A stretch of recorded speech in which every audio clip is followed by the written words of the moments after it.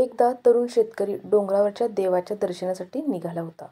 डोंगर त्याच्या खेड्यापासून तसा फार लांब नव्हता, पण शेतीच्या कामामुळे अनेक दिवस जाऊ जाऊ म्हणत जाणं काही झालं नव्हतं. दिवसभराचं काम संपलं. त्यानं भाकरीचं गाठोडं बांधून घेतलं. एका मित्राकडून कंदील उसनं घेऊन डोंगराच्या दिशेने निघाला. रात्रीच गावाची सीमा ओलांडली. अमावास्येची रात्र. अगदी गडद अंधार होता. तो डोंगराच्या पायथ्याशी जाऊन थांबला. हातात कंदील होता खरा, पण त्याचा प्रकाश तो किती, जेमतेम 10 पावले जाता येईल एवढाच. अशा परिस्थितीत तो मोठा डोंगर कसं बरं चढायचा? किर्र अंधारात एवढासा कंदील घेऊन चढणे वेडेपणाचे होईल, असा विचार त्याने केला आणि मिणमिणणारा कंदील घेऊन उजेडाची वाट पाहत तो पायथ्याला बसून राहिला. बसून कंटाळा आला तसा उशाला एक दगड घेऊन मुंडास पांघरून आभाळातल्या चांदण्या पाहत तो पडून राहिला.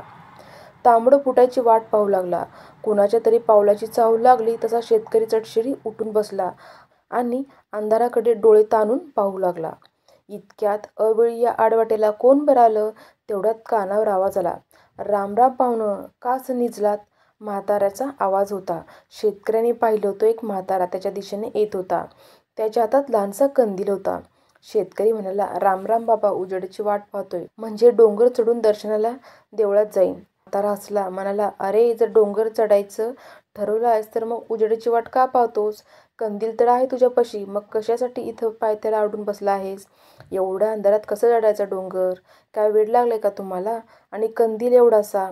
अहो, कसंबसं 8-10 पावलं पुढचं फक्त दिसतंय याच्या प्रकाशात. " तरुण शेतकरी म्हणाला.